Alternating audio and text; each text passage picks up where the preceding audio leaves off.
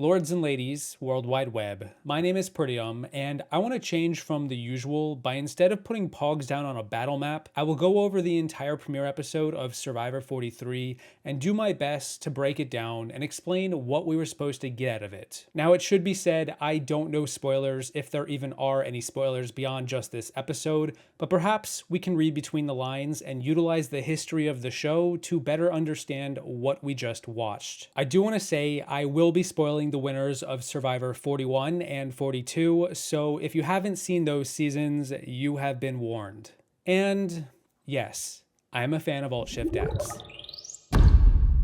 We start with 18 players and 3 tribes of 6, the same as seasons 41 and 42. The blue Coco tribe, the red Vesi tribe, and the yellow Baka tribe. The names Coco, Vesi, and Baka are all based on trees found in Fiji. I suspect Coco is short for coconut tree given their buff logo. It should also be noted that Baka is a word in Japanese that means idiot, which I suspect Ryan may know about given he has a tattoo on his bicep from the Japanese anime Full Metal Alchemist. While we're looking at all of these new faces and Jeff excited to start a new season, I want to take a moment to talk about the intro to the season. Every season has one, and they set the stage for what's to come and often who to keep an eye on. As we've entered a new era of the show with 41 onward, all 3 seasons have had a similar beginning, and so I have wondered if perhaps the narrative of this season would mirror those of the previous 2, and so far it has. It's important to note that through 3 seasons, 41, 42, and now 43, we have seen many players receive intro confessionals where they talk to the audience about their thoughts heading into the game. 41 had 11 of 18 players do this, 42 had 10, and 43 had 12. Those confessionals are important as they establish the player in the narrative. It's also worth noting both Erica and Marianne, the winners of the past 2 seasons, had intro confessionals before the first reward challenge, so if history is to repeat itself, one could deduce the winner is in these 12 players. The 6 players without an intro were Gio on the blue Coco tribe, Gabler and Janine on the yellow Baka tribe, and Dwight, Jesse, and Justine on the red Vesi tribe. During the opening reward challenge, I particularly paid attention to Cody informing Dwight on a unique strategy to win the challenge with the flint going into the bamboo. Some might even say this was a hack. Because they won the reward, this tribe did not have to do the sweat or savvy task, so we got a celebration scene instead. Everyone is introduced with Cody leading the discussion. Everyone except for Jesse. The tribe then begins to work on their shelter, and Dwight is embarrassed both for himself and his tribe because nobody seems to know what they're doing. Cody is like the mascot for the tribe. He champions their spirit most, but mascots don't usually end up as the star quarterback. We next visit the yellow Baka tribe, and similar to Cody, their first scene has Gabler as their tribe mascot. He likes this tribe, says they're positive, and calls them intelligent. The tribe is deciding between doing the sweat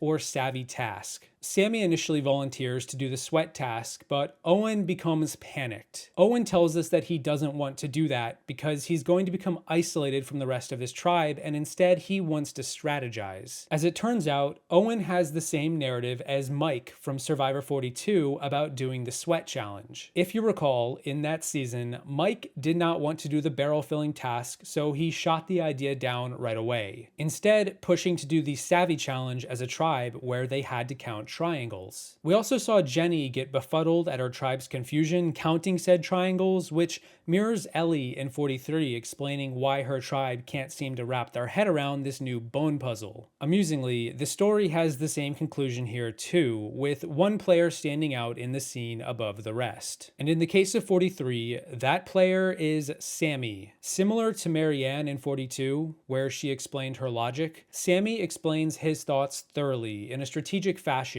about why he didn't want to do the sweat task. He wants to play into how the tribe perceives him as a strong person who isn't bright. But then, right after this, he also conquers the challenge and impresses both his tribe and the audience. While he did want to hide his strengths, and this is all counter to his strategy, what we're seeing is that Sammy has the chops to succeed. He also hides his age, as he knows historically younger players don't win, and he tops this all off with a winning quote. He tells us he is going to be the youngest winner ever, beating out Fabio over 20 seasons ago, who was 21. We then switch to the Blue Coco tribe, who get a cold open with no scene about who they are. We also had the same thing for the Orange Taku tribe in 42, and because we already had an intro from almost their entire tribe by this point, barring Jackson, I suppose we didn't need an opening scene here for Coco either. 5 of Coco's players have had an intro by this point. James doesn't want to be the one digging, and I don't know if this is a good sign that James is telling us that he is not here to be strong. It tells us what he's not willing to do and leaves it at that. I often believe that when confronted with a challenge on the show, players should be rising up or thinking of ways to subvert them. Ryan, on the other hand, is the opposite. He takes the challenge head on and comes out looking like a hero, utilizing a smart strategy for the digging task that nabs him the win in under 30 minutes. He also gets a fun edit to show his strategy on the screen. We hear about his backstory of having cerebral palsy, and as far as I'm concerned, to win the season, you will need a flashback. And Ryan got his. Noelle and Justine connect right away, forming our first strategic duo in the game. This could be significant, or it could be a future obstacle for the bigger players in the tribe to have to overcome. Cody is the main character on Vesi, and right after Noelle talks, Cody rounds up NECA and Jesse and forms an even greater alliance with 3 people. Not only that, but this alliance is aware of Noelle and Justine, just as the audience is too. And it appears Cody's group has a leg up, given they are targeting Justine because, as Cody puts it, salespeople are scary. Chris Underwood really left an impression.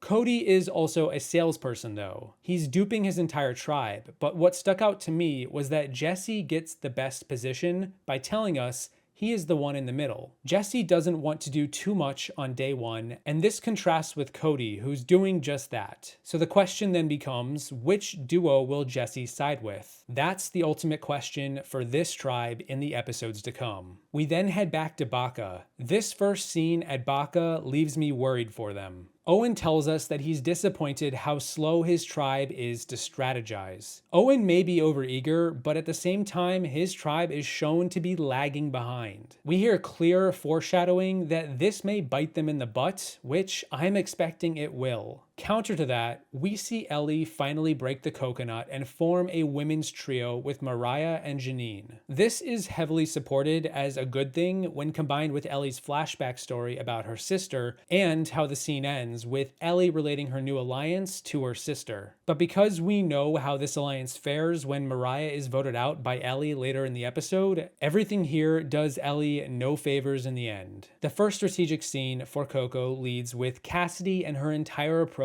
to the game. She wants to be like a fox, under the radar and cunning, which reminds me of Erica in 41 about being a lamb to a lion, and then Omer in 42 being an owl in the night. Animal metaphors can tell us a lot about how the player will be presented throughout the season. Omer was a watcher in the shadows. Erica took half the season to emerge from her lamb outfit to start making moves. If nothing else, Cassidy should remain in the background going forward, but unlike other players, we know this is intentional and a part of her winning strategy. Lindsay is excited to have an all-girls alliance. We hear her say the girls will keep them all alive. Perhaps this foreshadows the Baka tribe collapsing when the women turn on each other later in the episode, and how the Coco women will stick together if they are to succeed. We end the scene with James wanting to be a king, but acting like a pawn. James doesn't want to be the strong guy in the group. He wants to just vibe and bide his time. While not as active in gameplay, he may be the glue that gives the women their numbers going forward, but similar to how Baka feared for the men taking over with the numbers, I also wonder if James is going to find himself in a similar problem. The Baka tribe on day 2 is a positive scene that continues to put Sammy above the rest of the tribe. While Gabler struggles to make a fire and worries for his game,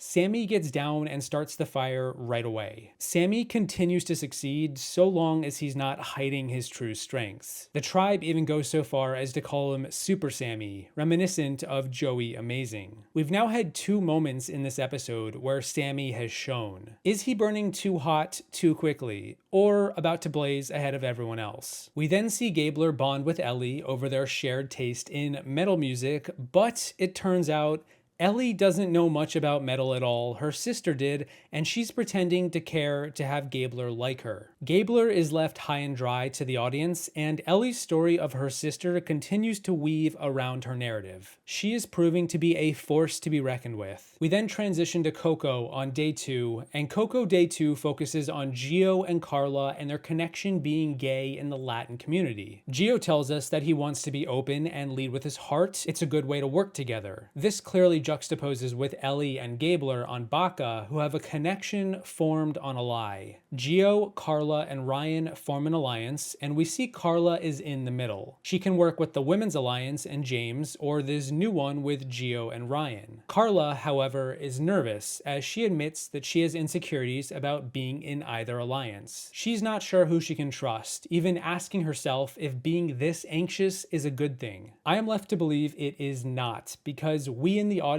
have no doubt that the Women's Alliance is real and that Gio and Ryan are also not lying to her. Carla is in a good spot, but does she believe that? We transition to the Red Vesi tribe. Day 2 at Vesi highlights Jesse and his backstory. In the first scene of Vesi on day 1, everyone was introduced except for him, but now he gets an entire scene just for his story. He was in a gang, he went to juvie, but turned his life around after graduating from UC Berkeley and getting a PhD at Duke. He also mentions the reason he's out here, to show both his family and other kids who were like him that you can make it. This is another delightful flashback that reminds me of Marianne and her flashback talking about showing other kids who were like her that you can be weird and be yourself. Jesse is currently positioned as the swing vote on Vesi, and this moment gives him a lot of personality to fuel his character. He will likely be an important vote in the future and a player to keep your eye on. We then see Justine talk a little bit about how she's different and how she wants to make the fire. She's unable to, but at least her tribe has a good shelter. And then the shelter collapses on them. Justine amusingly makes a fire right as this happens, and she doesn't notice until the fire is nearly burning her. The fire then goes out. Dwight tells us the Vesi tribe won the reward, and this gave them a leg up, but they've squandered whatever lead they had. When the boats pull up to the 3 beaches, we see how each tribe handles deciding who should go. Lindsay on Coco talks about making big moves, almost as if Jeff possessed her body and was speaking through her. Meanwhile, James explains how they decided democratically. Carla won, and as she's getting on the boat to leave, James reminds us how advantages can make sweet people turn into villains.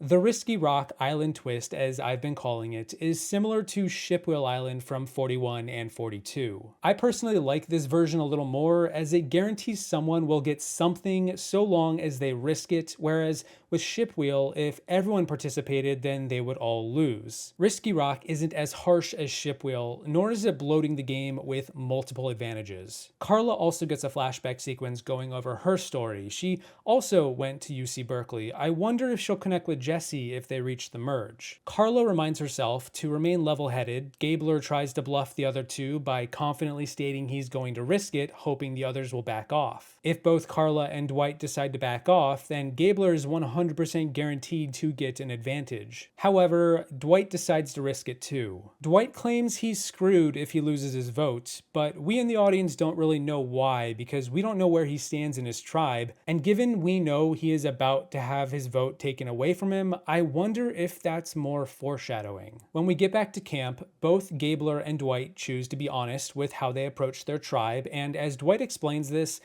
is the right call, as most of these players saw how a similar twist was handled on 41 and 42. The main difference here is the reactions between both tribes. Baka is ecstatic for Gabler when he's rewarded with an idol. They celebrate together. Meanwhile, Vesi shows us Dwight losing his vote and Cody not believing his retelling of the events. But the catch is that Dwight was being honest, and it's never a good look when a player doesn't believe someone, meanwhile the audience knows better. Gabler's idol is only good for the next 2 tribal councils, meaning he can only play it in the next 2 times that he attends tribal. Some people may get confused by the wording on the parchment to mean that he is safe at both of the next 2 tribal councils, but we have seen idols like this before. I call them shot clock idols, where they expire after a certain amount of time. We infamously saw this with Chris on season 36, where his only lasted for 2 tribals and then he happened to be voted out at the first one, or Sandra on season 40, who tried to bargain hers for a fire token. As we move to the immunity challenge, this challenge is a combination of challenges from previous seasons. The mud pit has continuously been used throughout the history of the show, but the balance beam bridge was on Millennials versus Gen X and Edge of Extinction, while the table maze is from Heroes versus Healers versus Hustlers, complete with the decision for the fastest tribe to pick which maze they want to use. On Heroes, Healers, Hustlers, we saw the first tribe, the Heroes, pick the most robust maze, the same option that Coco picked on 43. But unlike the Hero tribe, Coco finishes first, whereas the Hero tribe loses. The main difference was how much of a lead Coco had on the other tribes. They were far enough ahead that picking the slowest but easiest maze was worth the gamble. The Vesi tribe took the straight shot table as their second choice, and at first struggled, but after Jesse and Noelle positioned themselves in a different spot than usual, they got some confidence and secured the victory. The post-challenge scramble at Baka is a tale told in 3 acts. The first act begins when we get back to their camp. Gabler discusses why he's not going to play his idol tonight, but instead play his shot in the dark. He is offering himself up as the easy vote and is hoping he'll get lucky. A part of me had to believe that this was some ploy to trick his tribe, kind of like Zane on Survivor Philippines, but as Gabler said himself, he believed he should face some heat for his failure at the challenge. His tribe is understandably shocked to hear this, and Ellie quickly shoots this notion down. Ellie wants to prioritize physical strength, both at camps and in challenges. Ellie strategizes with Owen and Gabler about taking out Mariah. This is likely going to come across as a bit of a blindside to the audience because up to this point, we don't really see any reason why this should be happening. Janine is then looped in by Ellie as well, as we see Owen in the background implying that the 3 of them are comfortable enough to have this conversation together. Act 2 shows us the second plan. Mariah and Sammy feel good about each other, and because Mariah has a connection to Ellie and Janine, she wants them 4 to either vote out Owen or Gabler. And because Gabler has his idol and he may play his shot in the dark, she surmises that they should vote out Owen as the safe vote. We see all 4 of these players meet and lock in the plan. This scene reminded me of the Green Ua tribe on Survivor 41 in the first episode when they were unsure who to target. The 4 players decide not to target Gabler, so the question then becomes, who else could they vote out? Gee, I wonder. Couldn't be my #1 preseason pick. The women then meet together in the water, and Mariah is shown leading the charge against Owen. Mariah also notes that if they vote out Owen, the women will have a 3-2 majority going into the next episode, implying they can vote out Sammy if Gabler decides to play his idol. Although, given Gabler just suggested not using his idol and also throwing away his vote tonight, it's debatable if he would even do that. But for the women, this plan makes sense, so where's the suspense?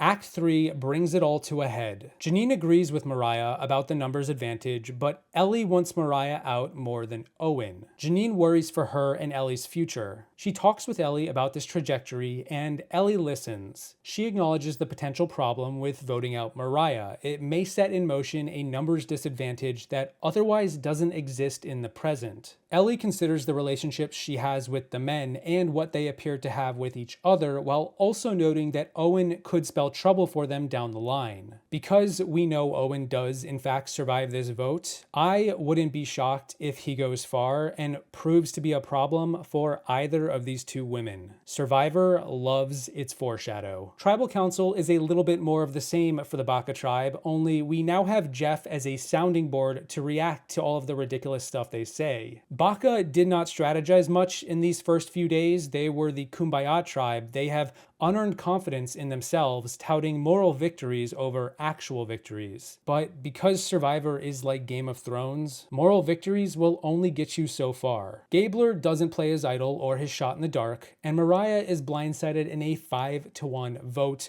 with even Sammy voting her out in the end. We never saw Sammy discuss voting for Mariah, which leaves me confused about how to feel about him. Why did we not see him being looped into this vote if he clearly was? Owen stands alone on this tribe as embodying their overall theme through the premiere. The first scene at Baka showed us Owen frustrated with his tribe's lack of strategy, and then this became apparent when the mad scramble resulted in Mariah leaving, a player who was not displayed as the physically weakest in the tribe. What we, the audience, saw at that challenge was that the physically weakest was Janine, who slowed the tribe down when she couldn't get under the log, or even Gabler and Sammy, who lost at the table maze. Mariah was arguably the strongest, as we saw her get over the balance beam in one go, with Jeff giving her props in the background. Owen caps off the tribal council by reiterating the underlying problem this tribe has. They are all over the place and not playing good Survivor. Contrast this theme with Coco and Vesi, who both played rather intelligently. Both of those tribes have multiple alliances right off the bat and finessed both challenges in different ways. They are shown to be working at the pace the modern era of the show demands. Meanwhile, Baka has Gabler wanting to play martyr while Ellie and Janine vote out a strong player, potentially giving up a numbers advantage by day 3. Sammy initially wanted to downplay his strengths, but has very much done the opposite. It's very possible he's burning too bright, but it's still better than going the other way. Owen has been mentioned by Sammy and Ellie as someone they may need to worry about later in the season,